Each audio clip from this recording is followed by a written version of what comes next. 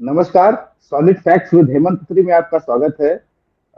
हम दर्शकों से माफी चाहेंगे कि कल हेमंत सर का शो नहीं हो पाया, क्योंकि हेमंत सर कल पश्चिमी उत्तर प्रदेश की राजनीति को समझने के लिए वेस्टर्न यूपी में घूम रहे थे, तो उस समय वो नहीं निकाल पाए।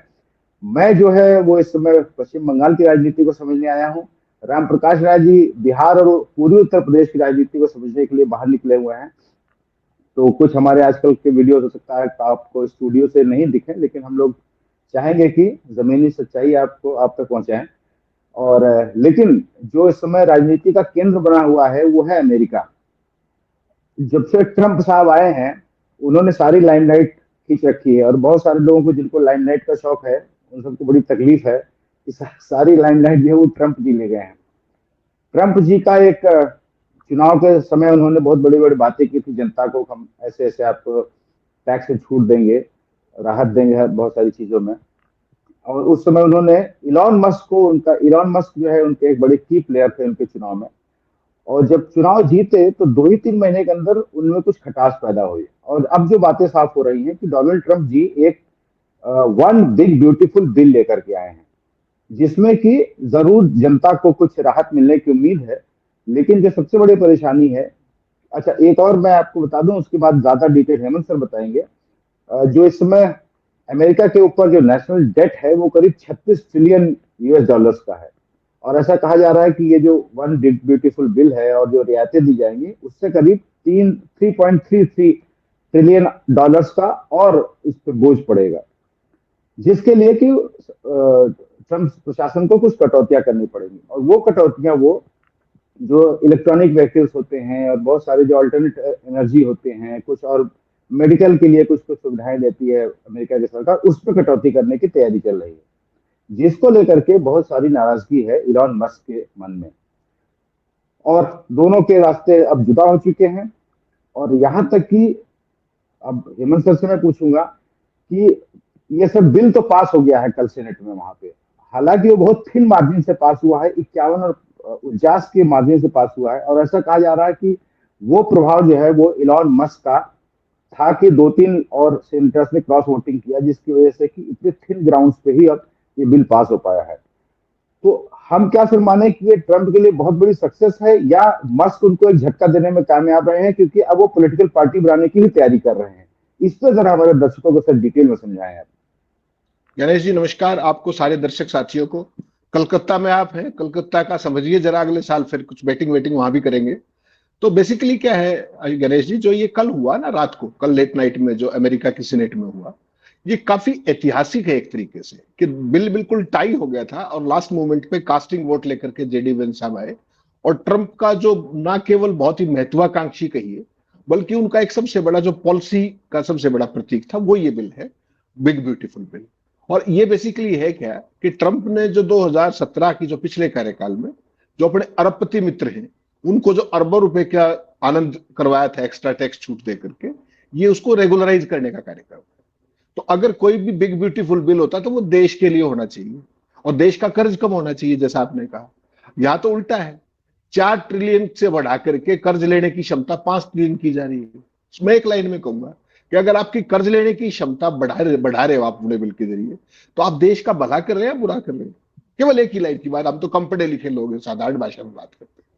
4 ट्रिलियन जो साल में सरकार ले सकती है कर्ज, उसको 5 करके आप कौन सा भला करना चाह रहे हैं। बेसिकली देखिए क्या है, पूरी दुनिया में पूंजीवाद का एक नया दौर है। आप जो प्रधानमंत्री बनता है, कोई राष्ट्रपति बनता है, कोई कुछ बनता है, उन सारों को बेसिकली एक खास वर्ग के द्वारा स्पॉन्सर किया जाता है, दोज आर कॉल्ड फाइनेंसर्स। और अमेरिका में तो ये खुलेआम होता है सर, आपको दिक्कत वाली बात इसमें है नहीं। तो जिस तरीके से एलन मस्क ने अकेले ने जो खर्चा किया था ट्रंप साहब को जिताने के लिए, वो आप सोच सकते हैं। और ऐसे ही तमाम लोग जो ट्रंप की नीतियों के, जिनको आप कहते हैं ना मर्क्यूरियल पॉलिसीज, वो क्या होती है, एक पल के अंदर आपने मेरे ऊपर टैरिफ 200% कर दिया, अगले पल अपने 4 दोस्तों को बता करके उसको 15% कर दिया। तो ये सारा खेल ट्रंप साहब, और वहां बड़े ओपनली और बड़ी शर्मनिरपेक्षता के साथ करते हैं। आपने व्हाइट हाउस में देखा होगा, जिस दिन उन्होंने टेरिफ्स को सस्पेंड किया था, तो सारे चोर उचक्के बिठा रखे थे चारों तरफ, सारे अरबपति खरबपति थे, और नाम नाम लेके कह रहे थे कि ही सो एंड सो, इसने कल रात को इतने मिलियन बनाए, इसने रात को इतने मिलियन बनाए। I stop the tariff, I stop the tariff, वो जो पॉलिसी उन्होंने की थी सबके ऊपर बढ़ा दिया। तो वो पूरी शर्मनिरपेक्षता के साथ सरेआम करते हैं, खुला खेल फुल्काबाजी। और अमेरिका चूंकि पूंजीवाद एक लगातार उनका हो रहा है, बेंचमार्क एक तरीके से उस देश का, हेलमार्क कह सकते हैं आप, तो वो वहां पे उस चीज का बुरा नहीं माना जाता है। होती हमारे यहाँ भी चुनाव से पहले, आपको ध्यान होगा परिणाम आने से पहले क्या कहा था दो महानुभावों ने, कि शेयर खरीद लीजिए पब्लिक सेक्टर के और बड़ा कमाल होने वाला है। और जिसने खरीदा था वो आज तक दोबारा शेयर का नाम नहीं लेते, जिस दिन रिजल्ट आया उस दिन से लेकर के। तो बेसिकली क्या है गणेश जी, कि देखना ये पड़ेगा कि ट्रंप किसकी कीमत पर क्या कर रहे हैं। रईसों को अपने साथ जोड़े रखने के लिए, अपनी पार्टी के साथ जोड़ने के लिए, और फाइनेंसिंग को कायम रखने के लिए, political financing that's what you call, उसको कायम रखने के लिए किस पे मार कर रहे हैं? मार कर रहे हैं वो गरीबों के ऊपर। गरीब कौन से? जिनका हेल्थ केयर की सब्सिडी कम हो जाएगी, जिनकी फूड सब्सिडी कम हो जाएगी, जैसा आपने जिक्र किया क्लीन एनर्जी पे फूड सब्सिडी कम हो जाएगी। जो आपने बात की ना ट्रंप की और जो इन दोनों के बीच का जो झगड़ा है, देखिए मस्क इनर कोर के आदमी थे ट्रंप के, उनके दफ्तर को उन्होंने प्लेग्राउंड बना रखा था, उन्होंने और उनके बच्चों ने। उसके बावजूद भी उनका झगड़ा किस बात पे हुआ? जो एलन मस्क की जो ईवीज है, हर एक ईवी के ऊपर करीब करीब $7500 से लेकर अलग अलग depending upon the model end variant, वो सारे के सारी सब्सिडी मिलती थी। एक झटके में वो इससे खत्म हो जाएगी। तो निश्चित तौर पे जब आप कोई भी चीज के ऊपर सब्सिडी कम होगी तो उसका रेट बढ़ना ही है, स्वाभाविक है। तो उसको लेकर के शुरुआत वहां से हुई थी। मस्क भी कोई गरीबों के बहुत खैर खवाओ ऐसा मत सोचिए, अपने धंधे के लिए सब करते हैं। और कल रात को तो जो ट्रंप ने किया वो तो ऐतिहासिक ही था, वो ट्वीट भी दिखा दीजिएगा, मैं भेज दूंगा आपको। उस भाई ने ये कहा, जिस डॉज का चेयरमैन थे, जिसको डॉज को लुक आफ्टर करते थे, उसी डॉज को ट्रंप ने अपने ट्वीट में कहा कि मैं कहूंगा कि डॉज को देखना चाहिए, डिपार्टमेंट ऑफ गवर्नमेंट एफिशिएंसी, कि एलन मस्क की कंपनियों को क्या क्या लाभ हुआ है आज तक इन पुरानी पॉलिसीज के कारण। तो उन्हीं के डिपार्टमेंट को कह रहे कि इसमें जरा लुक इनटू इट। और बेसिकली एक दूसरे के ऊपर फब्तियां कसने और इस तरह की आज फिर प्रशंसा कर दी, जिस तरीके से मस्क ने इशारों में उनके ऊपर व्यंग कस रहे थे। तो बेसिकली क्या है कि कोई किसी को गरीबों के उससे वास्ता नहीं है, सबके अपने अपने एजेंडे हैं, सबके अपने अपने प्रोपेगेंडे हैं। और पूरी दुनिया के स्तर पे अमेरिका में थोड़ा सा ज्यादा है, कारण कि वहां पे जो प्रेसिडेंट का इलेक्शन होता है, आपको पता है कितनी हैवी फाइनेंसिंग की जरूरत होती है। और उसमें आज अमेरिका में देखिए जितने भी राइट विंग के लीडर्स हैं, आज हिंदुस्तान में आप मोदी देख लीजिए, अमेरिका में ट्रंप देख लीजिए, क्या है बेसिकली वहां पर केवल दो ही धारा छोड़ दी, बाकी कोई कुछ नहीं। या तो आप ट्रंप के पक्ष में हैं या आप विरोध में हैं, न्यूट्रल रहना खतरनाक है। ये एक नया का नया सिद्धांत आया राजनीति का, कि या तो इस तरफ या उस तरफ, बीच की सवारी नहीं। तो वो कहीं ना कहीं मोदी जी भी यही करते हैं यहाँ पर, वहां ट्रंप भी वही करते हैं। और आपने जिस तरीके से देखा, जो प्रतिनिधि वो है सदन है यूएस का, उसके अंदर भी जो ये बिल पास हुआ था, बाल बाल बचा था 215 214 पे, यहाँ पे 50-50 हुआ, जेडी वेंस ने डाला 51-50 हो गया। अब ये कल ही डालने नए उसमें दोबारा से प्रतिनिधि उसमें जाएगा सदन में। कारण क्या है कि 4 तारीख को अमेरिका का आजादी का दिवस है, तो ट्रंप उससे पहले इसकी घोषणा करके और एक बड़ी इवेंट क्रिएट करना चाहते हैं। तो उनके लिए अब ये फिर चुनौती है। आपने बहुत अच्छी बात याद दिलाई कि देखिए 53-50 का उसमें फर्क था सीनेट के अंदर, अमेरिकन कांग्रेस जिसको हम बोलते हैं। वो 3 जो सीनेटर थे रिपब्लिकन्स के, वो क्रॉस कर गए, क्रॉस वोट कर दिया उन्होंने, और उसके कारण हालत 50-50 की होगी और जेडी वेंस को आखिर में बिल बचाने आना पड़ा। तो ये गणेश भाई क्या है, बेसिकली पूंजी को एक खास अंदाज के अंदर कुछ चंद लोगों तक पहुंचा करके उसका फ्लो बनाए रखने के लिए ट्रंप साहब बड़े बेचैन हैं और बहुत ज्यादा डेस्परेट हैं 4 तारीख से पहले पहले। तो ये दोबारा जा रहा है प्रतिनिधि सदन के अंदर, और ये देखना बड़ा इंटरेस्टिंग होगा। पिछली बार तो 215-14 थे, कहीं मस्क यहां खेल ना करवा दे। वहां तो 3 करवाए थे, या तो 2 में ही काम हो जाएगा। अगर पिछला स्कोर देखेंगे आप, तो पिछली बार 215-214 का था। इस बार अगर ये होता है तो ये एक ही या 2 जो वो होंगे, जो अपने एमपीज होंगे, उसी के साथ ये खेल पलट जाएगा। और हो सकता है मस्त ये खेल अंदर खाने कर रहे हो, वो देखना बड़ा इंटरेस्टिंग होगा। इसलिए देखा होगा आपने, ट्रंप की भी सांसें फूली हुई है, पूरे रिपब्लिकन्स की भी सांसें फूली हुई कि लास्ट मोमेंट में कोई गड़बड़ होगी तो फिर जो एक पूरी प्लान है एक बिग बैश की कल, उसमें गड़बड़ ना हो जाए, इसलिए ये सारा काम चल रहा है। सर मुझे एक बात और समझनी है। एक अपने इलॉन मस्क ने अपने ट्विटर हैंडल पे एक पोल फ्लोट किया था कि क्या अब देश को एक अमेरिका को एक नई पॉलिटिकल पार्टी की जरूरत है, और उसमें करीब 80% से ऊपर लोगों ने वोट किया, हाँ एक नई पॉलिटिकल पार्टी की जरूरत है। अब सर क्या है कि वहां पे 2 ही पॉलिटिकल पार्टी, या तो रिपब्लिकन है या डेमोक्रेट्स है, लार्जली यही है, बाकी छोटी मोटी पार्टियां जो कि महत्वहीन है, उनका कोई बहुत मतलब नहीं होता है। ऐसे में सर अगर मान लीजिए कि पॉलिटिकल पार्टी एक बनाते ही इलॉन मस्क, तो वो कोई लेफ्ट लिबरल पार्टी तो बताए बनाएंगे नहीं डेमोक्रेट टाइप की, क्योंकि उनकी भी विचारधारा वही कैपिटलिस्ट और राइट विंग की है। तो जाहिर सी बात है। अच्छा, अब क्या है कि इधर जो हाउस ऑफ रिप्रेजेंटेटिव्स है और जो सेनेट है, वहां से भी कुछ लोग ट्रंप के विरोध में आवाजें उठा रहे हैं और वो इलॉन मस्क की बातों से वो सहमत नजर आते हैं। तो जाहिर सी बात है कि वो लोग वहां से टूटेंगे। ये क्या एक ऐसी परिस्थिति पैदा होने जा रही है कि डोनाल्ड ट्रंप की पार्टी में दो फाड़ हो जाए और आधी पार्टी लेकर के इलॉन मस्क किनारे हो जाए, और ट्रंप को 4 साल चलाना मुश्किल होगा फिर तो। नहीं, इसमें गैरेज जी केवल इतना ही नहीं, इससे आगे की भी कुछ चीजें। बेसिकली जिस तरीके से ट्रंप फैसले करते हैं ना, वो सुनते तो किसी की है नहीं। और उनका नहीं। कंसंट्रेशन स्पेन अगर आपने ऑब्जर्व किया हो, तो प्रेस कॉन्फ्रेंस में भी उनका कंसंट्रेशन स्पेन 5 से 7 सेकंड का होता है। अगर 5 से 7 सेकंड में, तो नहीं तो अगले पे जब्त कर जाते हैं, yes you like that he does it. तो बेसिकली क्या है कि जो एलन मस्क और ट्रंप के बीच में तलवारें खिंची थी, वो शुरुआत के बाद जिस तरीके से दोनों आपस में छिछालेदार पे उतरा एक दूसरे की, और ये तो पता नहीं कहां तक पहुंच गए थे एलन मस्क तो, एप्स्टीन फाइल से लेकर के आपको ध्यान होगा तमाम चीजों। बेसिकली वो एक तात्कालिक गुस्सा था। हकीकत में क्या है कि कोई व्यक्ति अपने पैसे से अमेरिका जैसे देश के अंदर नई पार्टी बनाना चाहे, बना सकता है, कोई खास बात नहीं। लेकिन सवाल ये कि उस पार्टी का मुखिया एलन मस्क मुखिया तो हो सकता है, राष्ट्रपति नहीं हो सकता। Elon Musk basically South Africa में पैदा हुए लोग वो, और अमेरिका वहां के लिए जो राष्ट्रपति पद के चुनाव का जो सबसे बड़ी क्वालिफिकेशन है, उसके लिए आप you should be born in US. तो एलन मस्क खुद राष्ट्रपति तो बन नहीं सकते, चाहे नई पार्टी बना ले, चाहे स्वीप कर दे चुनाव को, सारी बात करते। फिर वो किस, उनकी धर्मपत्नी भी ऐसे ही, तो वो किसको राष्ट्रपति बनाना चाहेंगे? एक राष्ट्रपति बना के देख लिया उन्होंने, ट्रंप। कंप्लीट फाइनेंसिंग, पहले तो इनकी बोलचाल भी नहीं थी, वो कंप्लीटली डेमोक्रेट्स के साथ होते थे, आपको ध्यान होगा। जिस दिन ट्रंप के ऊपर फायरिंग हुई और वो बाल बाल बचे, उस दिन से यू टर्न हुआ और उस दिन से इनकी दोस्ती हुई। और उसके बाद भाई ने $277 मिलियन थोक, मतलब उसमें एक तरीके से झोंक दिए ट्रंप के चुनाव में। सैद्धांतिक और वैचारिक तौर पर ना तो ये कभी दोस्त थे, ना हो सकते, क्योंकि दोनों ही अहंकारी हैं। दोनों का पास ही वन वे ट्रैफिक है, सोचने दोनों ही समझने की। व्यापारी हैं। दोनों विशुद्ध व्यापारी, विशुद्ध व्यापारी, हाँ। और व्यापारी भी सन की किस्म के, कि जो गणेश जी कह रहे वो ठीक हो ही नहीं सकता, ठीक वो जो मैं कहूंगा। तो वहां तक आत्ममुग्ध है दोनों के दोनों।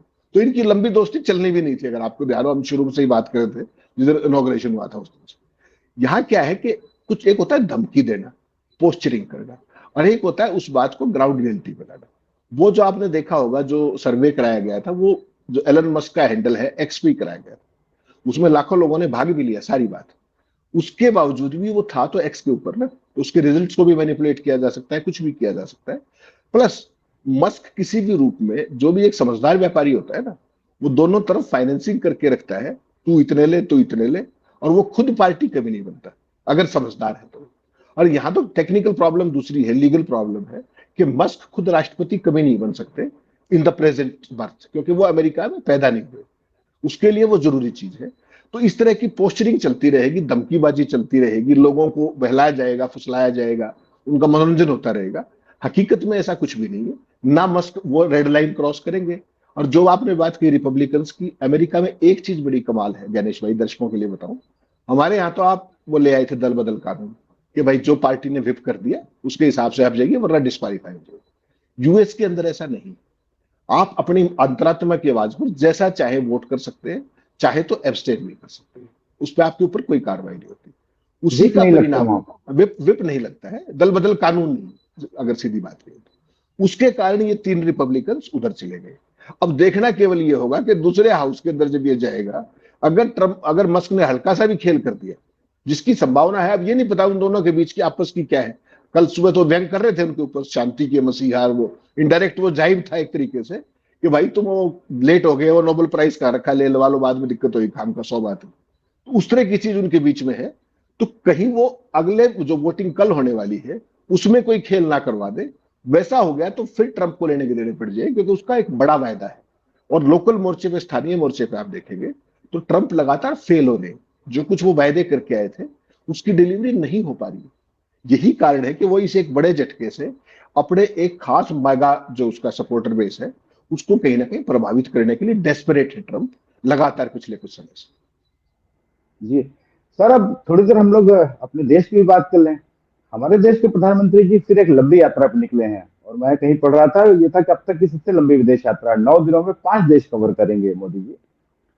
लेकिन सर वो जो देश जा रहे हैं उनका हमारे लिए क्या महत्व है, अगर आपको कुछ पता हो तो हमें जरूर बताइएगा, दर्शकों को भी ज्ञानवर्धन होगा।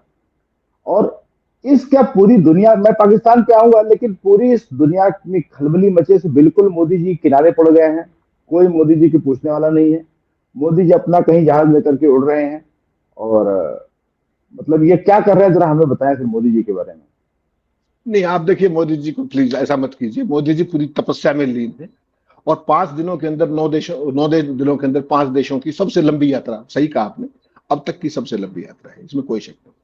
सवाल क्या है, मोदी जी की तपस्या देखिए, उनकी कमिटमेंट देखिए कि इतना सब कुछ होने के बावजूद भी, पूरी दुनिया में जो कुछ भारत के साथ हो रहा है उसके बावजूद भी उनको उसकी परवाह नहीं। वो अपनी धुन में लगे जा रहे हैं। अभी आप देखिएगा, थोड़ी देर में पहुंचने वाले हैं वो घाना जा रहे हैं, त्रिनिदाद टोबैगो जा रहे हैं, नामीबिया जा रहे हैं, उसके बाद ब्राजील तो जाएंगे इसके लिए। तो बेसिकली क्या है कि प्रधानमंत्री जी का जो ऑप्टिक्स और थिएट्रिक्स और एक जो बाहर विदेशों में जाकर के डंका बजाने वाला कार्यक्रम है, वो डंका दुनिया ने तो देख लिया, लेकिन मीडिया को और भक्तों के लिए भी तो कुछ चाहिए ना। तो वो जो सारी इवेंट्स है वो वहां क्रिएट की जाएगी। ब्राजील में तो चूंकि दूसरे ब्रिक्स तरह का वो है, वहां ना ट्रम्प, वो अपने क्या नाम है, शी जिनपिंग आ रहे हैं ना पुतिन आ रहे हैं, उसके बावजूद मोदी जी तो जाएंगे क्योंकि मोदी जी को सर तो एक वर्ल्ड टूर का छोटा, पैकेज। मेरा मेरा सर एक छोटा सवाल है। सर एक तो ये सर डंका क्या चीज होती है, जरा अगर आप मुझे ये बता पाए, डंका बजता कैसे है। दूसरा, ये क्या कंटेंट क्रिएट करने जाते हैं कि वो क्लिपिंग्स मिले और लोग उसको शेयर कर सकें, उनकी कम से कम कुछ बोलने के दो चार लाइनें काट काट के चलाई जाए, इसलिए जाते हैं। गणेश जी, डंका क्या चीज होती है, जिस चीज को हम देख नहीं पाते उसका फील गुड कराने के प्रोसेस को मीडिया के जरिए, प्रीपेड मीडिया के जरिए, जो बंधक मीडिया है बिना सवालों के, केवल और केवल जो डपली बजाड़ी, उसको डंका कहा जाता है। आपने देखा होगा प्रधानमंत्री जी अलग अलग देशों के अंदर जाकर के वो तमाम इंडियन डायस्पोरा के साथ मिलना और करना, उनके साथ किसी से हाथ मिला देना, कोई महिला रो पड़ती है कि मैंने आपको छू लिया, नॉन बायोलॉजिकल तो देखो वही। तो वो एक खास तरीके का सिलेबस के लिए ऑप्टिक्स क्रिएट की जाती है भक्तों के लिए। और गोदी मीडिया उसको, जो है बंधक मीडिया, उसको लगातार लाइव बीम करता है और एक भी सवाल मोदी जी से नहीं करता कभी। तो इसको डंका को रेप्लीकेट करना कहते हैं। मोदी जी ने एक डंका बजाया वहां, कहीं ढोल बजा दिया, कहीं नगाड़े पे दो वो मार दिए, उसके बाद उसको रेप्लीकेट करेगा आपका बंधक मीडिया सवालों के बिना। बंधक मीडिया ये नहीं कहेगा कि मोदी जी आप वहां गए थे, उसका आपका नेट टेक अवे क्या रहा, आप घाना गए थे या त्रिनिदाद टोबैगो गए थे या ब्रिक्स में गए थे, वहां आपका क्या योगदान था, G7 में गए थे, आपका क्या योगदान था, G20 पे आपने, भारत ने हजारों करोड़ फूक दिए, उसका क्या आउटकम रहा, ये नहीं पूछेंगे। मोदी जी विश्वगुरु हो गए हैं, मोदी जी ने ये कर दिया है, मोदी को किसने क्या कहा वो नहीं, मोदी जी ने कौन सी बायलेटरल बात की ये नहीं, केवल और केवल मोदी मोदी और मोदी, उन ऑप्टिक्स के सारे। आपको ध्यान हो, जब हम स्टेट विजिट्स पे जाया करते तो पहले ब्रीफ होता था फॉरेन सेक्रेटरी का, पहले कि आज प्राइम मिनिस्टर की, बराक ओबामा से ये मीटिंग है, डॉक्टर मनमोहन सिंह, उसमें ये पॉइंट्स हैं, इन पे चर्चा होगी। तो पॉइंट वाइज एजेंडा हर एक मीटिंग के अंदर होता है। और जब मीटिंग खत्म हो जाती थी तो हमारे अंदर डेस्परेशन क्या था कि उस पॉइंट वाइज पर ही जो कुछ हुआ उस पर हम रिपोर्ट करें। ये 11 साल में आपने किसी एक जर्नलिस्ट को ऐसे रिपोर्ट करते हुए देखा मोदी जी की विदेश यात्रा? ऐसा थोड़ी है कि वो पॉइंट्स नहीं बनते, सब कुछ होता है, लेकिन उन सब पे बात करोगे तो दिक्कत हो जाएगी। कितनी समझ तो सामने वाले को है वो सारे बात रख पाने की। उसके बाद वहां पर दो दो ट्रांसलेटर बैठे होते हैं, फिर भी सामने वाला कुछ भी बोल के चला जाता, आप जवाब नहीं दे पाते हो। व्हाइट हाउस के बाद आप टेलीप्रॉम्प्टर लगा लेते हो, उसके बाद सवाल पूछा जाता है आपसे, सवाल आउट ऑफ सिलेबस आ जाता है। वहां पूछ लिया अडानी, अडानी के ऊपर दोनों की बात, उन्होंने जिस तरीके से हाथ हिलाए सारा किया, बाकी दो राष्ट्रीय अध्यक्षों के बीच में व्यक्तिगत मामलों की। अब अडानी किसका व्यक्तिगत मामला था ज्ञानेश भाई? तो ये एक खास तरह की जो चीज क्रिएट की जाती है ना, इसको सिलेबस क्रिएट करना कहते हैं। अभी तक आपने एक चीज ऑब्जर्व की होगी कि जब हम मोदी जी के बारे में कोई शब्द कहते थे या सरकार के बारे में कोई शब्द कहते थे तब अपनी ट्रोलिंग होती थी। आज की तारीख में आप अडानी के बारे में भी सवाल पूछते तो भी वही ट्रोलिंग होती है। यानी कि अडानी अब ऑफिशियली टेक ओवर कर लिए हैं आईटी सेल को भी और बाकी सारे भगत मंडली को भी। ये चीज आपको समझनी पड़ेगी। और बेसिकली जो मोदीवाद है वही राष्ट्रवाद है आज की तारीख में। अगर आपने मोदी से एक भी सवाल पूछा तो आप राष्ट्रद्रोही हैं, अगर आप मोदी के समर्थक हैं तो ही राष्ट्रवादी। ये जो सारा एक सिलेबस तैयार किया गया है, इस सारे को डंका बजाना कहते हैं। जो मोदी जी ऑप्टिक्स क्रिएट करेंगे, आपने देखा होगा रात को जो ऑपरेशन सिंदूर के बाद 2 दिन इंतजार, उसके बाद राष्ट्र के नाम संदेश दिया 8 बजे, अगले दिन सुबह जब तक आप सो करके उठे वो आदमपुर एयरबेस पे फोटो खिंचा रहे थे। उनकी बैकग्राउंड में क्या था? S-400 मिसाइल सिस्टम बैकग्राउंड, जहां भाषण में, और एक तरफ MiG-29, और बीच में कौन थे? मोदी जी, और सामने कौन थे? वायुसेना। तो ये एक ऑप्टिक्स क्रिएट की गई पूरे देश के अंदर, सारे पेट्रोल पंपों पे, यहां वहां, गली नुक्कड़ चौराहों के ऊपर, सब जगह मोदी जी फाइटर पायलट बन के बगल में हेलमेट दबाए और आ रहे थे। तो उसको सिलेबस तैयार करना कहते हैं, इसी को डक्का कहते हैं। जैसे ही आपने ये पूछा कि साहब कितने जहाज खो दिया आपने, एलिमेंट ऑफ सरप्राइज कहां चला गया आपका, जब पाकिस्तान पे आपने अटैक किया? आपने शॉक क्यों नहीं दिया उनको? आप उनको चेतावनी देते रह गए, जबकि सरप्राइज होना चाहिए था। इसीलिए उन्होंने पहले झटके में आपके 5 जहाज गिरा दिए। अगर आपने इनमें से एक भी बात की तो आप राष्ट्र विरोधी, राष्ट्रद्रोही। तो मोदी जी की स्तुति ही राष्ट्रवाद है। इस पूरे सिलेबस को तैयार करने को डंका बजाना कहते हैं। हकीकत में जब आप इसके बिटवीन दी लाइंस जाएंगे, इसको पढ़ेंगे, तो इसको हकीकत में जब आप फील करेंगे, तो ये लंका लगाना होता है। लगाओ लंका, बताओ डंका। ये आपके 11 साल का लबोलुआब है, जो भक्तों को समझ में आए या ना आए, उनका काम, एक एक आदमी 5-5 बार अलग अलग एडजेक्टिव के साथ गालियां देता है। अब वो रिवाइज करे, क्योंकि भगत थोड़े से समझने लगे, तो उनका जॉब बढ़ा दिया कि तुम 5 बार ट्वीट करोगे एक ही चीज। तो उस तरह का कार्यक्रम जो है उसको लगातार चलाया जा रहा है। आप देखिए 9 दिन की यात्रा, भारत के अंदर कितने सवाल। ऑपरेशन सिंदूर को लेकर के ऑल पार्टी मीटिंग की हो, पार्लियामेंट का सेशन बुलाया हो, किसी तरीके की कोई प्रेस कॉन्फ्रेंस की हो? कहीं कुछ नहीं। बिल्कुल सब सामान्य के तौर पर जा रहा है। हिमाचल के अंदर आपने देखा 2 दिन से कैसे बादल फट रहे, और प्रधानमंत्री की कोई 2 लाइन की बात हुई, तो वो अपनी दुनिया में है। मणिपुर में जाके जाके नहीं देखा, तमाम ऐसे सवाल है, किसी मुद्दे पर कोई बात नहीं करते। जो सिलेबस वो तैयार करेंगे वही परोसा जाना है। और इसी को ब्रॉड अगर टर्म में देखोगे तो यही डंका बजाना होता है कि केवल और केवल जय जय मोदी जी की, और बाकी सारा काम विपक्ष का। सवाल सारे विपक्ष से, नाकामी सारी विपक्ष की, जय जय मोदी जी। दिस इज डंका। जी। तो मैं सर, अगर मेरा कहीं कुछ मेरे कुछ मिल चलती, तो मैं मोदी जी को सारे बंधनों से, सारी जिम्मेदारियों से मुक्त कर देता और कहता कि आप घूमिए और ऐश करिए, कोई दिक्कत नहीं है। लेकिन सर, एक मैं मोदी जी को जिम्मेदारियों से बरी करते हुए बात पूछ रहा हूँ।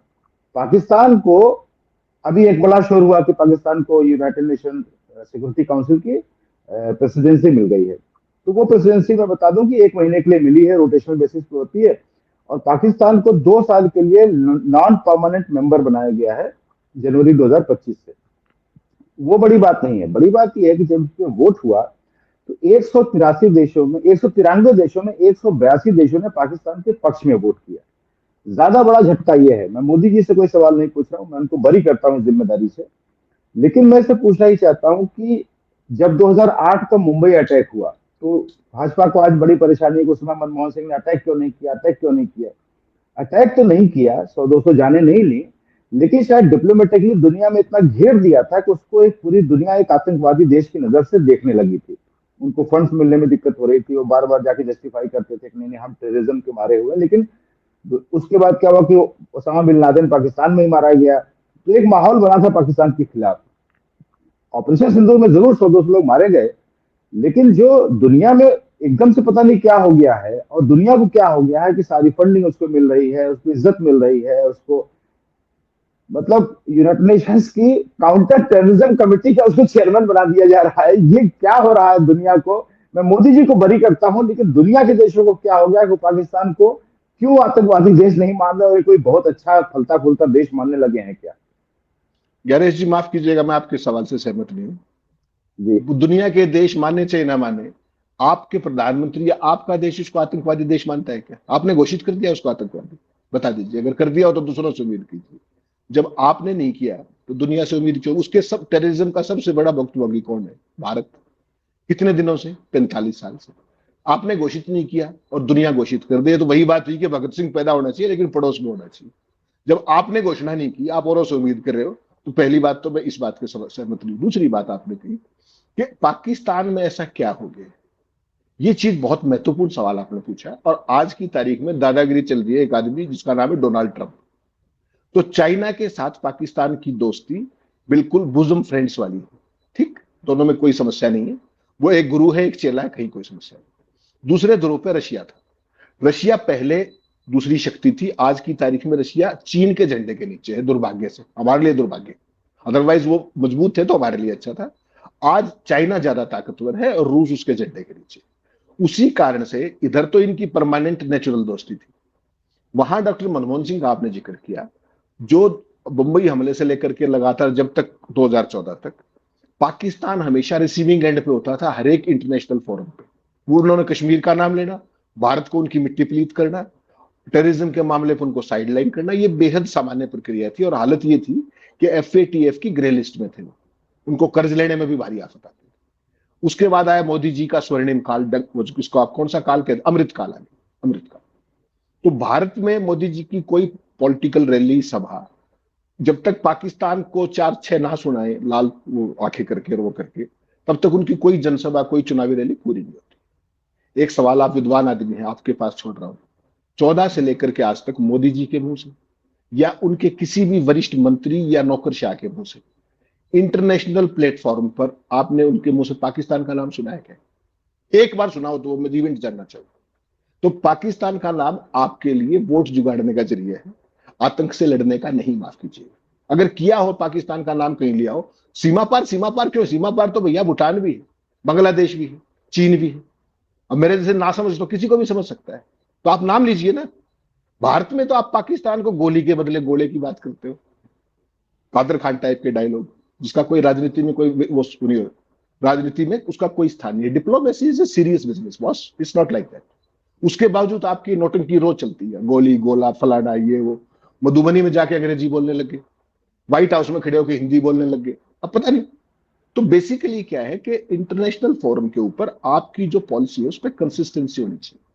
डॉक्टर मनमोहन सिंह विद्वान आदमी थे, उनको डिप्लोमेसी की न्यूएंसेस पता था, हर चीज को बहुत टिपिकली वो करते थे, और उसके कारण पाकिस्तान एफएटीएफ की ग्रे लिस्ट में आ गया। बाहर निकलने में पसीने छूट गए। हालांकि अमेरिका चाहता था मदद करना, नहीं कर पाया क्योंकि सबूत होते थे। आज की तारीख में क्या है, आज बजता आपका डंका, आपको डंका ही बजाना है। बालाकोट में आपने क्या कहा कि इतने मारे, किसने गिने थे भाई साहब? कोई सबूत दिया आज तक? पुलवामा क्यों हुआ था बता दिया? अभी पहलगांव क्यों हुआ था, वो आतंकवादी पकड़ लिया आपने? भाई पाकिस्तान प्रशिक्षित थे ना, 72 दिन हो गए माय डियर, आज कोई पकड़ा गया क्या? डंका बजा दिया, पाकिस्तान का ये कर दिया। भारत के 1971 के बाद 5 जहाज आज तक कब गिरे थे बताएंगे मुझे आप? कितने साल हो गए? 54 सालों के अंदर Indian Air Force had to face the biggest loss ever, और सरकार चुप्पी साधे बैठी है और डंका आपका बज रहा है। सोचिएगा अंदर खाना। आपका विदेश मंत्री क्या कह रहा है कि हमले से पहले हमने पाकिस्तान को बता दिया था कि हम टेररिस्ट कैंपों को टारगेट करेंगे। विदेश मंत्री कह रहा है, उसको टेंसेस की बहुत अच्छी समझ है। वो ये भी कह सकता था कि हमले के बाद बताया, उन्होंने कहा हमले से पहले बताया। इसका मतलब जो आपके हमले में जो सरप्राइज का एलिमेंट था, जो शॉक का एलिमेंट था, वो गायब हो गया। और वो जो रक्षात्मक बैठे हुए थे, जैसे ही आपने पहली मिसाइल मारी, पहली स्कैल्प गई, वैसे ही वो हमलावर हो गए। You were caught of guard. आप तो ये गए थे कि हम तो एस्टेब्लिशमेंट पे, आर्मी एस्टेब्लिशमेंट हमला कर ही नहीं रहे, आप तो ये मान के बैठे थे। उनके लिए, चूंकि आपको उनके एस्टेब्लिशमेंट पे एयर डिफेंस पे टारगेट नहीं करना था, उनके लिए आप सिटिंग डक हो गए। उन्होंने जहां चाहा वहां ठोका, 5 जहाज गिरा दिए। हालत आपकी है कि आप मुंह नहीं खोल पा रहे। प्लस ट्रंप जो है, ट्रंप का परिवार आपको पता है आज की तारीख में क्रिप्टो करेंसी का व्यापार भी शुरू कर लिया उन्होंने। तो वहां से उनको हजारों करोड़ की, पाकिस्तान के जो आर्मी चीफ है वहां से इशारा मिल गया बाकी पॉलिटिकल एस्टेब्लिशमेंट के, हम आपके साथ हो करेंगे। तो ट्रंप को तो धंधा चाहिए। ये दोनों चाइना के जरिए, रशिया पहले से साथ थे, उधर से डोनाल्ड ट्रंप आ गया, उसने शाबाशी दे दी। भारत के प्रधानमंत्री को कहा बुला रहे थे ट्रंप, आपको याद है G7 के दौरान? मुनीर पहले पहुंचा हुआ था व्हाइट हाउस में, और मोदी जी ने खुद बताया कि मुझे लंच के लिए बुला रहे थे, आ रहे हो तो इधर से निकलिएगा, खाना खाते हुए जाइएगा। तो उसके पीछे का ट्रैप समझिएगा क्या था, कि उन दोनों के साथ फोटो खिंचा के अपना नोबेल पुरस्कार जुगाड़ करना था। तो शुक्र है गुड सेंस प्रिवेल्ड और वो नहीं गए। तो आज आप यहां खड़े हुए हैं कि अमेरिका का एक बददिमाग राष्ट्रपति सनकी, जो विशुद्ध व्यापारी है, जिसको कोई दुनियादारी से मतलब नहीं है, उसको केवल जल्दी से जल्दी नोबेल पुरस्कार चाहिए, वो आपके प्रधानमंत्री को फोन करके कह रहा कि आप कनाडा है, इधर से निकल जाइए और खाना वाना खाते हो। और जब वो गए थे 12-13 को, जब ऑफिशियल विजिट पे गए थे, आपको ध्यान है कि इंटर्न ने रिसीव किया था व्हाइट हाउस के अंदर, अब उनको लंच याद आ गया। तो समझना पड़ेगा, ये जो डिप्लोमेसी है ज्ञानेश जी, ये बहुत ही सीरियस बिजनेस है। जिस तरीके से मोदी जी इसको अपने ऊपर फोकस करके जिस तरीके से देश को गुमराह कर रहे हैं, हाँक रहे हैं, इससे केवल हमारी बदपिटी। और पाकिस्तान ओवर सारे के सारे पाप करने के बावजूद, सारे धत्कर्म करने के बावजूद भी आज दूध की रखवाली बिल्ली है। एंटी टेररिस्ट उसकी जो कमेटी है यूएन की, उसका अध्यक्ष है वो, आप सोचिए। जो ये आपने कहा कि अध्यक्ष बन गया सिक्योरिटी काउंसिल का, वो कोई बहुत बड़ी बात नहीं है, वो एक रोटेशनल बेसिस पे अल्फाबेटिकली होती है। ना समझ लोग उसका प्रोपेगेंडा करें, उसमें ना कोई रोक सकता है। लेकिन जो बाकी चीजें हुई उसमें भारत इफेक्टिवली स्टेप इन कर सकता था, प्रोवाइडेड आपकी वो गंभीरता हो। आपको पाकिस्तान केवल ब्रोबीट करने के लिए चाहिए। पाकिस्तान के खिलाफ आपका आज तक ऐसा कौन सा एक्शन है जो दिखता हो, विजिबल हो, कि हमने पाकिस्तान को ये सबक सिखा दिया? 11 साल का एक एक्शन बताइए। आपने उनके साथ वाटर ट्रीटी क्या किया? सस्पेंड कर दी। या तो आप उसको खत्म करते यूनिलेटरली, या उससे वॉकआउट कर जाते। सस्पेंशन क्या होता है आप बताइए मुझे, कहीं उस ट्रीटी के अंदर ये शब्द है? तो आपको केवल और केवल गिमिक्स करने हैं, क्योंकि आपको समझ नहीं है। आपको तो एक सीन क्रिएट करना है कि आपने 20 चाइनीज ऐप बंद कर दी, और आपके जो डंके वाले दोस्त हैं जो इलेक्ट्रॉनिक डॉगी मीडिया के, वो क्या कहते हैं, डिजिटल स्ट्राइक कर दिया। अरे भाई, ऐप किसी कंपनियों के, चाइना के शी जिनपिंग पे कौन सा डिजिटल स्ट्राइक हो गया बताइए? इसको कहते हैं डंका। ये जो फर्जीवाड़ा जो देश में चल रहा है सरकार के बिहेस्ट पे, ये है ज्ञानेश भाई सबसे बड़ी प्रॉब्लम। पाकिस्तान को आपने अपनी हरकतों के कारण आज पूरी दुनिया का ब्लू आइड बॉय बना दिया, आतंकी राष्ट्र होने के बावजूद, क्योंकि all are rank opportunist. Pakistan जैसे देश को अपनी जगह दिखाने के लिए you have to be very consistent, और you have to be there with the facts. उसका डोजियर बनाइए, सारे देशों में भेजिए, सारा बांटिए, यूएन में करिए, सारा करिए। आप तो भारत पाकिस्तान का नाम ही लेते। कैसे? आपने कहा आतंकवादी राष्ट्र, आपने बता दिया, कोई दूसरा क्यों कहेगा भाई? आप कह के दिखाओ ना। अब 5 देशों की यात्रा पे गए हुए, घाना में तो प्रधानमंत्री जी टेलीप्रॉम्प्टर से पूरा ज्ञान देंगे, वही कह दे कि पाकिस्तान आतंकी राष्ट्र, कहलवा दीजिए एक बार। कभी नहीं कहेंगे। पाकिस्तान के नाम से वोट जुगाड़ने हैं, इसलिए पाकिस्तान की गोली के बदले गोला है। एक बार चाइना का नाम लेकर के बोलो भारत में ऐसा ही बात, तब पता लगेगा 56 इंची क्या है। तो मैं इसीलिए कहता हूं, जो कूटनीति है इससे सीरियस बिजनेस, इसको राजनीति में मत घसीटिए। जो हमारी सामरिक नीति है, जो हमारी सेनाएं हैं, वो आपकी वोट की जो जुगाड़ करने की जो रणनीति है उसका हिस्सा नहीं होनी चाहिए। ये शर्मनिरपेक्षता का नया एक उदाहरण है, जो आप कभी बालाकोट के नाम पे वोट मांगते हो, कभी सिंदूर आपकी नसों में दौड़ने लगता है, पता नहीं क्या क्या बोलते हैं आप। इस तरह की डायलॉग बाजी ने पूरी दुनिया में आपको उपहास का पात्र बनाया है, और सारे वर्ल्ड लीडर ये समझने लगे हैं कि आपकी पर्सनैलिटी क्या है, और वो जो जी फॉल्ट लाइन आपकी है, that is costing this nation, not you. उसकी कीमत देश को अदा करनी पड़ रही है, ये गंभीर बात जी। बस बस सर, आज के लिए समय इतना ही था, और मैं चलते चलते बस एक बात कह दूं एस जयशंकर साहब से कि आंख में वो लेजर लाइट वाली फोटो बनाने से डिप्लोमेसी नहीं होती है। डिप्लोमेसी बहुत गंभीर चीज है। मोदी जी को तो मैं अपनी तरफ से सर बरी करता हूँ, सारी जिम्मेदारियों से मुक्त करता हूँ। घूमिए फिरिए, लेकिन आपसे कहना इतना है कि आप कितना भी घूम फिर लें, अपना सर आप रेत में गड़ा लीजिए। लौट के आपको इसे देश में आना है, और एक निवेदन है कि जनता को बेवकूफ समझना बंद कर दीजिए। सड़क पर चलता हुआ हर भूखा नंगा आदमी आपके सब हरकत देखता है, नोट करता है, उसका एक निष्कर्ष निकालता है, और ये जो कलेक्टिव विजडम है इसका रिजल्ट चुनाव में आता है। तो बहरहाल आज के लिए इतना ही। सर आपका बहुत बहुत धन्यवाद, और दर्शकों का भी बहुत बहुत धन्यवाद हमारा इस शो देखने के लिए। Thank you so much.